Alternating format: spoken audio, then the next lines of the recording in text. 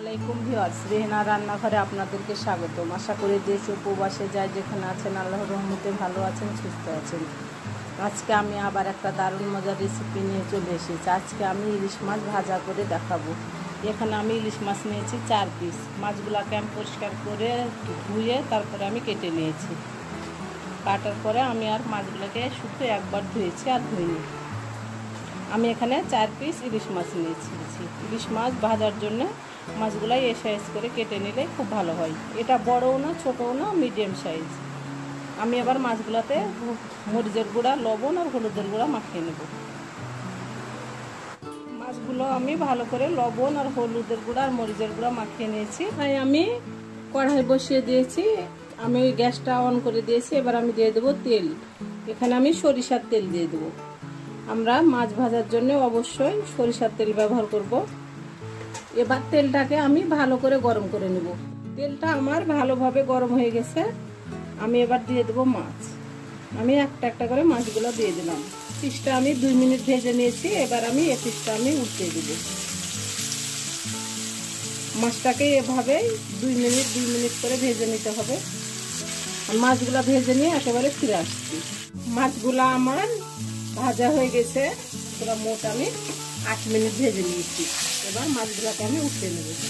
মাছগুলো অবশ্যই medium to low হিটে ভেজে নিতে হবে, নইলে ভিতরটা কাঁচা হয়ে থাকবে, উপরটা পুড়ে যাবে।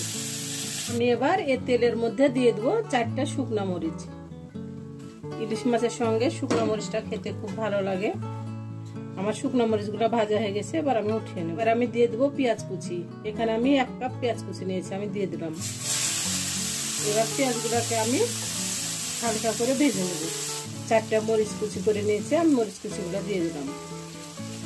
আমি এবার পেঁয়াজ আর মরিচটাকে হালকা করে আমি ভেজে নেব। আমার রেসিপিগুলো যদি ভালো লাগে তাহলে অবশ্যই আমার ভিডিওগুলো দেখার অনুরোধ রইল। যদি ফেসবুক থেকে দেখেন তাহলে অবশ্যই একটা ফলো দিয়ে দিবেন। যদি ইউটিউব থেকে দেখেন তাহলে একটা সাবস্ক্রাইব করার অনুরোধ রইল। হাতে যদি সময় থাকে তাহলে অবশ্যই লাইক, শেয়ার, কমেন্ট করতে ভুলবেন না। আপনাদের একটা শেয়ারে আমি অনেক দূরে এগিয়ে যেতে পারবো। আমি এবার এখানে অল্প করে লবণ দিয়ে দেবো। পেঁয়াজ আর মরিচের যে লবণটা লাগবে আমি সেই লবণটা আমি দিয়ে দেবো অল্প করে। আমি এখানে দিয়ে দেবো 1 চিমটি হলুদের গুঁড়া, শুধু কালারটার জন্যে। আমি এবার মাছগুলা দিয়ে দেবো। ভেজে রাখা মাছগুলো আমি দিয়ে দিলাম। মাছগুলো আমি 2 মিনিট আমি ভালো করে নেড়ে চেড়ে নিয়েছি। এটা 2 মিনিট নেড়ে চেড়ে নিলে হবে। যদি মাছ ভাজা থাকে তাহলে 1 প্লেট ভাত এমনি খাওয়া হয়ে যাবে, আর কোনো তরকারি লাগবে না। আমি ইলিশ মাছ দিয়ে করলাম, আপনারা রুই, মেটকা, কাতল যে কোনো মাছ দিয়ে করতে পারেন।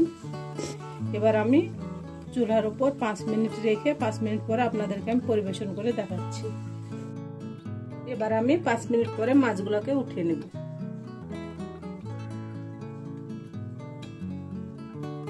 হয়ে গেছে আমার পরিবেশন করা। আশা করি আমার রেসিপিটা অবশ্যই ভালো লাগবে। যদি ভালো লাগে তাহলে আমার চ্যানেলটিতে লাইক, কমেন্ট, শেয়ার করতে ভুলবেন না। বেশি বেশি করে সাবস্ক্রাইব করার অনুরোধ রইল। তাহলে আজকের মতো এখানে বিদায়। আবার অন্য কোনো রেসিপি নিয়ে আসবো। সবাই ভালো থাকবেন। আল্লাহ হাফেজ।